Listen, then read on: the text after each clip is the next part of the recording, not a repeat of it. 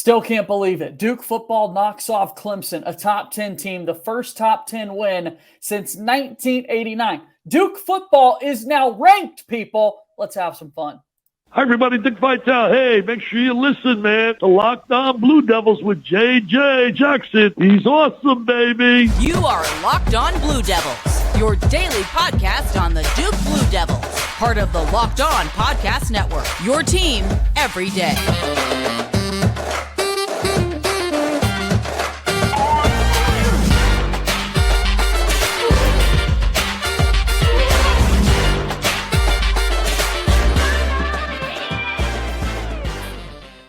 Everybody, and welcome into another episode of the Locked On Blue Devils podcast. My name is JJ Jackson. It's so great to have you here with us on this Wednesday, September 6th, 2023. Want to start off today's show by wishing a very happy birthday to my dad, one of the top Locked On Blue Devil listeners out there, probably the number one listener if we're being honest, and just want to wish Dad a happy birthday today. Love you, Pops. Let's get into today's show. We're still talking about that massive Duke football win over Clemson, as the Blue Devils have a top 10 win in the country to celebrate over the Clemson Tigers. Duke is now ranked in the AP poll. We'll also touch on a couple of basketball storylines and more with our good pal Kevin Connelly, who is the site expert for Ball Durham. If you haven't done so already, please be sure to follow and subscribe to Locked On Blue Devils for free wherever you get your podcasts. Also, make sure that you watch this video, like the video on YouTube, subscribe to our YouTube channel, and a whole lot more. Follow us on Twitter at LO_Blue Devils. Without further ado, I now bring on my good friend Kevin Connelly,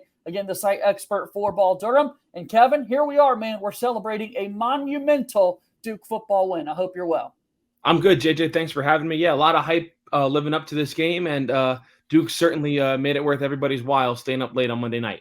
I can't believe it, man. I really can't believe it. A lot of people are asking, what kind of chance did you give Duke going into it? We did a crossover episode last week with my buddy Dane Parson, who's the host of Locked On Clemson, our Locked On College Football Roundtable that we had for the ACC show. We're talking about this game, how big of a one it is to start the upcoming season. I predicted a Clemson 38-20 win, and boy, was I wrong. Only 7 points on the scoreboard for Clemson. I mean, just big takeaways. What stood out to you, Kevin?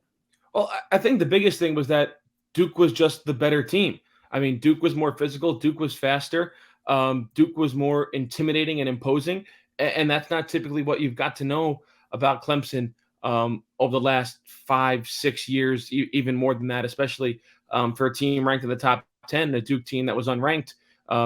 Duke was just the better football team. Absolutely. I mean, you look at what they were able to do in the past couple of seasons. Of course, Clemson in the last decade has got 2 national championships to their name. This rivalry hasn't really been a rivalry in football because it's been so dominant in Clemson's favor. And here we are talking about this Duke defense all of a sudden performing well. I had more questions, as did many people. I think you're in that same boat, Kevin. We had more questions going into Monday night's game about the Duke defense than we did the Duke offense. And here we are praising the defense for the effort that they put out there. Again, only giving up 7 points. Yeah, and I think that's you felt like if Duke was going to win this game, it was going to be somewhat of a shootout, right? You felt like it was going to be Riley Leonard and Cade Klubnik trading blows, going back and forth, and hopefully you got the ball last, and that's how you were able to win the game. But I think we still might have some more questions about the Duke offense more coming out of this game than we do the Duke defense. I mean, this defense, they were flying to the ball, and let's be honest, they were out there for a long period of time, specifically in that second half and in that third quarter. I mean, look about Clemson. They didn't score. They didn't punt in the second half. So that defense was out there for a really long time, and the majority of that, this was still a close ball game, one-possession ball game, and they were able to, the definition of bend, don't break. Clemson moved the ball well within the 20s, but once they got into the red zone, there wasn't much they could do. Great defensive game plan for Duke. It's a first-year play caller in Tyler Santucci, who's doing a remarkable job. Obviously, he's got those Texas A&M connections with Mike Elko, and here we are talking about the execution that Duke was able to have inside the Clemson red zone, forcing those turnovers, big-time plays from special teams. I mean, it was just something that was so beautiful to see, Kevin, with the plays that they were able to make on defense. Yeah, and a lot of people say that, if it wasn't for one muffed punt, Duke would have shut out Clemson. And yeah, I guess you could play that hindsight as 2020 game, but I mean, let's be honest. I mean, Clemson fumbled twice inside the 5-yard line. The first one, Duke didn't have anything to do with. It was just a botched handoff between Will Shipley and Cade Klubnik, and I forget who recovered it for Duke, but he was just happened to be at the end of the pile. And the other one, there was a little bit of a punch out. I believe it was on the other Clemson running back, Phil Maffa, when you looked like you give it to your big bruising back a yard out, and he's just not carrying it that tight and gets it punched out by an arm coming forward. But yeah, I wouldn't go as necessarily as far to say as, all right, if not for that muff punt by Jalen Calhoun, Duke would have shut them out, because let's be honest, Clemson had other chances to score as well, and Duke blocked 2 field goals, mentioned those 2 turnovers. So yeah, but you got to still tip your hat to this Duke defense. They stood tall when they needed it. And let's go ahead and set the record here. I talked about this yesterday on the show with Josh Cox from Duke Football Talk Section 17 podcast. Let's go back to last year in the season opener for Duke, Kevin. Duke won 30-0 over Temple in their first game of the season. People were feeling incredibly optimistic, and rightfully so, about what Mike Elko was going to be able to do as the Duke football head coach. But we had to let people know pretty quickly, look, other teams are going to score. Yes, Duke just had a shutout in their first game of the season, but teams will score points against Duke this season. I think we can echo kind of that same message. Only 7 points scored against Duke, against Clemson. Incredibly impressive, but there will be tough performances coming down the line for this Duke. There just always is. It's football. It's competitive. It's why we watch it week in and week out. So I think it's important to kind of temper those expectations that people might have after looking at that defensive performance. Well, yeah, absolutely. And that was kind of the thing we said throughout some of the offseason, was that this Duke team is probably going to be better than last year's team, although their record might not indicate it, just because how tough the schedule was. And we highlighted the Clemson game, Notre Dame, Florida State, North Carolina, and then you never know what could happen in conference play when you go on the road or you get a team coming in hot and so on and so forth. So we all thought that this team was going to be better than last year. I don't think anyone necessarily envisioned a 21-point blowout against Clemson coming in week 1. But now I think you're able to dream a little bit with that performance against the Tigers, and what we mentioned a couple of weeks ago, how there's no more divisions in the ACC in terms of football. You got the 2 teams with the best records that go to the ACC championship, and now Duke has the head-to-head tiebreaker against Clemson. We haven't even taken a moment to talk about the offense, Kevin. We've been so fired up about this defensive performance that we saw from Duke in this one. So let's go ahead and we'll take our first time out here on today's show and then highlight some of those offensive performances that we saw from Duke in their first win of the season over the Clemson Tigers. Today's show of Locked On Blue Devils is brought to you by our friends over at eBay Motors. For a championship team, it is all about making sure every player is a perfect fit. It's the same when it comes to your vehicle. Every part needs to fit just right. So the next time you need parts and accessories, head to eBay Motors. With eBay Guaranteed Fit, you can be sure every part you need fits right the first time around. Just add your ride to My Garage and look for the green check to know the part will fit, or you get your money back. Because just like in sports, confidence is the name of the game when you shop on eBay Motors. And with over 122 million parts to choose from, you'll be back in the game in no time. After all, it's easy to bring home a win with just the right parts are guaranteed. Get the right parts, the right fit, and the right prices on ebaymotors.com. Let's ride. eBay Guaranteed Fit, only available to U.S. customers. Eligible items only. Exclusions apply. Moving forward here on today's episode of Locked On Blue Devils, JJ Jackson alongside my pal Kevin Connelly, the site expert for Ball Durham. Let's talk offense. Riley Leonard was a storyline for this Duke football team going into the season. What'd you make of his performance? I mean, I wouldn't say it was a Heisman performance from him, but it was certainly a great way to kick off a campaign where some people are painting you as a dark horse candidate for the Heisman Trophy and a projected first-round NFL draft pick. I think Riley Leonard, with about a dozen NFL teams in attendance, couldn't have had a better debut for his junior season. And you look at it, the Clemson defensive front, they were getting pressure on Duke. Duke was not doing well at all in pass protection. I thought they should have tried to run the ball a little bit more, specifically when the offense got a little bit stagnant in the middle part of that first half. But Riley Leonard, he stood in there like a champ, and he was able to maneuver things. He was able to slide protections. They were able to use those short to intermediate passing routes, and he was throwing dimes out there. And then obviously everyone saw what he did with his legs on that first drive of the second half. What a big touchdown that was, too, when Duke needed to make a play. It's a third down, trying to put a drive together. It felt like Clemson was really going to possibly change that game, change the course of the outcome of that game. And the next thing you know, Riley Leonard just can't be brought down and ultimately ends up scoring a touchdown. I think first down, after he gets away from the initial contact, it's something you think can happen. And the next thing you know, he reminds folks that he's got some wheels, and 40-some-odd yards later, Riley Leonard is in the end zone. Well, yeah, absolutely. And then you also factor into the equation that what happened at the end of the first half when Duke fumbles, when it looks like they're in field goal territory, when they try to run it on third down. Right. And then on the past couple of third downs going back to that first half on 3rd and 2s and 3rd and 3s, which this was a 3rd and 3, Duke had a lot of false starts that really killed their drive and turned a 3rd and 2 or a 3rd and 3 into a 3rd and 8. And with the Clemson pass rush, it was drive killers. So, and then you mentioned, when you get the first down, you're like, all right, we're going to keep the drive alive. And then just the way he tiptoed the sideline, it really doesn't get much better than that. That's why you do all those tire and rope drills in a training camp, getting those legs nice and high and staying focused on your path. And that changed the game. Duke took the lead there on the extra point and never relinquished it.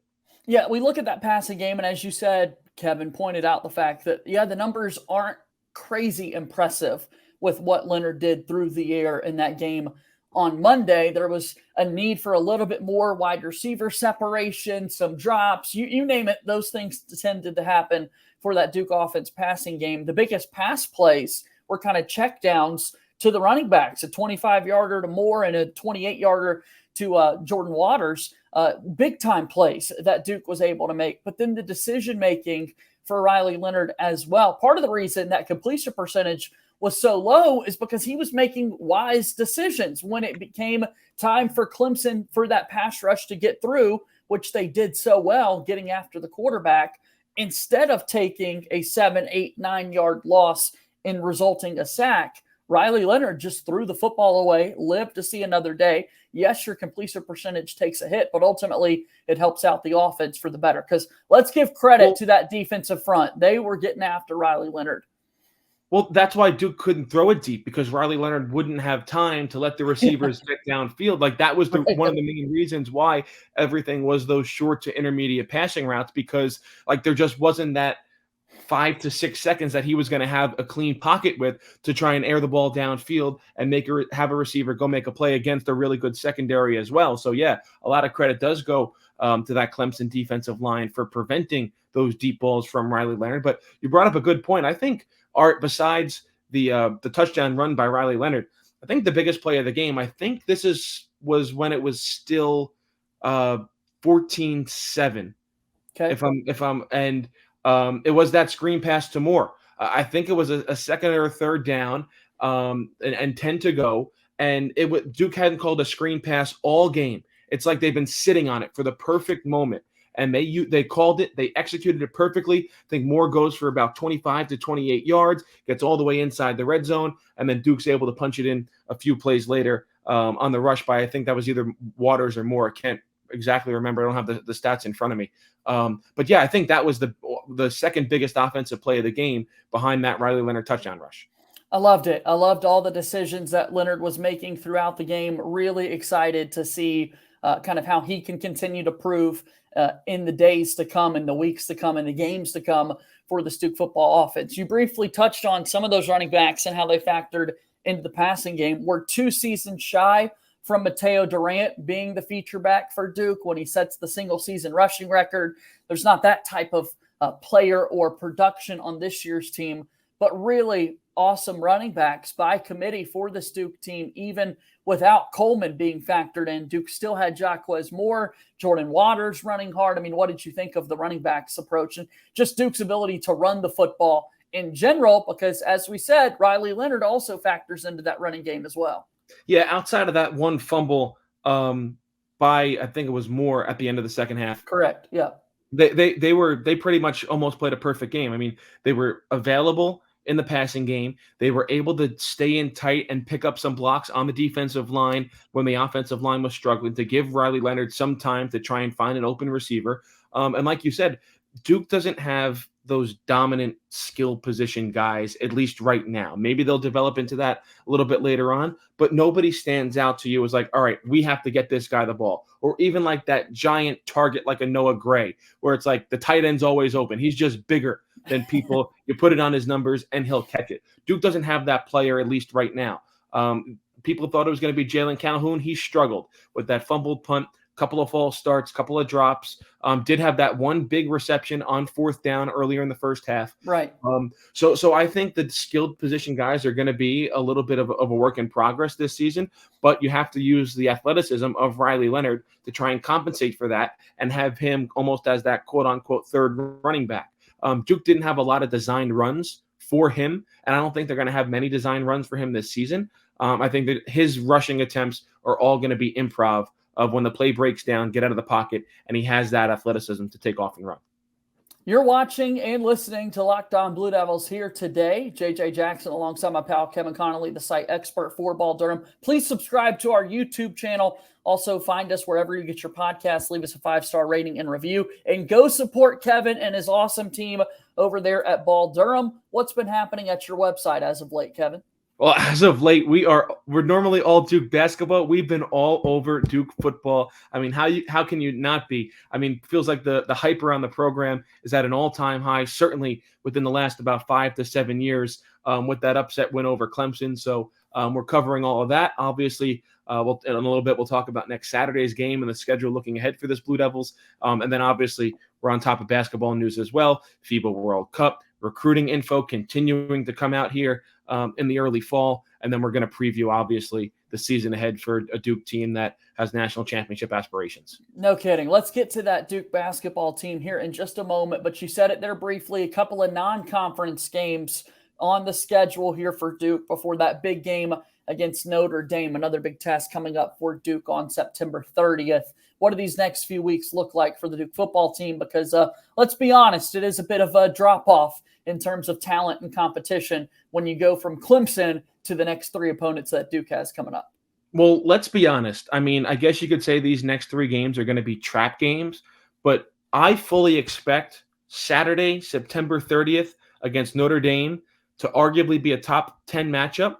Now, I'll say top 15. I'll buy Duke some leeway, considering I don't know how high they're going to move up from 21 when they play Lafayette, Northwestern, and UConn. But I fully expect Duke to go into that game undefeated, and I fully expect that to be a 7:30 primetime ABC game once again under the lights at Wallace Wade Stadium. I know Notre Dame has a road matchup against NC State and a home game against Ohio State on their schedule before they have to play the Blue Devils. So the Irish, they have a couple of tough matchups coming up, but they certainly look good through a couple of games with Wake Forest transfer Sam Hartman as their quarterback. But, man, it feels like that's the next big date circled on the Duke football calendar is Notre Dame at Wallace Wade Stadium, potentially another top 10 team, potentially top 5 team if Notre Dame enters that game undefeated coming to Durham. Duke football still, of course, has Notre Dame at Florida State at UNC on their schedule. So difficult schedule for the Blue Devils to get through. All right, before we get out of here today, Kevin, we do got to talk a little bit about Duke basketball. And anytime there is a big-time game being played on campus, it's Labor Day weekend. It was awesome for Duke to be able to get some recruits in attendance as well, and a former basketball player who's currently getting set for his rookie season to come back for a night at Wallace Wade Stadium. Yeah, it was like a Duke basketball reunion of past, present, and future, right? You had a lot of the current guys there.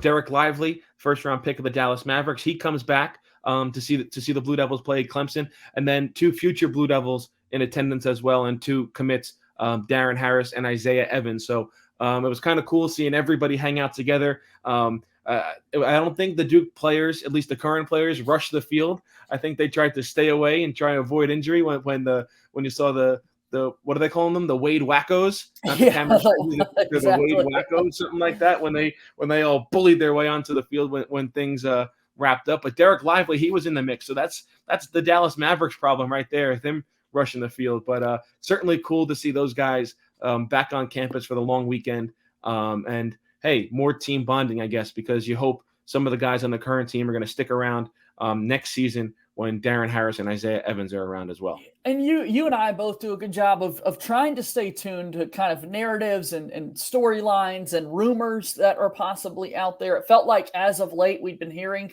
some uneasiness regarding Darren Harris's recruitment, right, with more high-profile guys being added into the mix with this class. Cooper Flagg joining the class of 2024. I know he hasn't yet committed to Duke, but that is a big-time target. And here we are walking away from a weekend in which Darren Harris goes on his visit to Duke. He posts photos from his, photo shoot opportunity again in Cameron, calls it home, so to speak. So while we don't talk as much about guys that are already committed, it's still important to show them a little love because they're absolutely going to need to factor into the Duke basketball plans of the future. Yeah, absolutely. And again, this 2024 class could be one of the better ones in Duke basketball history. Talk about Cooper Flagg. We just mentioned the two guys that are already committed. And there's still a couple of big fish out there that I know John Shire is trying to eye down and look at. So this 2024 class could be a big one. And certainly it's cool for the guys to see other Duke sports getting love from the Cameron Crazies, Wade Wackos, whatever you want to call them, on the sold-out, packed crowd, and then seeing all those guys rush onto the field after the game, something they're not allowed to do at Cameron Indoor Stadium. So probably a long time coming there for Duke students storming a field or storming a court per se. A lot of visits coming up for Duke in the next few weeks, talking about 2024 four-star Con Newpel on September 15th. Also in 2024, Patrick Ngaba II in October, same day as VJ Edgecombe. Still not known when Cooper Flagg will take his official visit. And then in late September, you've got 2025 four-stars Nate Ahmet and Nico Bondolo that are going to be making visits to Duke as well. A lot of big-time recruiting news to follow in the days and weeks to come. Yep, absolutely. And keep your eyes locked on that October 20th date. That's Countdown to Craziness. That's when Duke wants to get Cooper Flagg on for his official visit. And you mentioned a couple of guys coming there as well, Patrick Ngaba and VJ Edgecombe. Yeah, exactly. Yeah, VJ Edgecombe. It was coming to me. I was trying to cipher through all the names. I knew it was coming to me. VJ Edgecombe, Patrick Ngaba, and then they're hoping to get Cooper Flagg there as well for Countdown to Craziness too. That'd be awesome if they're able to pull that off. Well, Kevin, it's always so good to see you, man. Thank you once again for the time, and we'll do this again sometime soon, okay? Thanks, JJ. All right, that's Kevin Connelly. He is the site expert for Ball Durham joining us here on today's show. That's going to do it for our episode of Locked On Blue Devils today. Be sure to follow us on Twitter at LO_Blue Devils and subscribe to our YouTube page as well. We'll talk to you tomorrow. My name is JJ Jackson. Thank you and good day.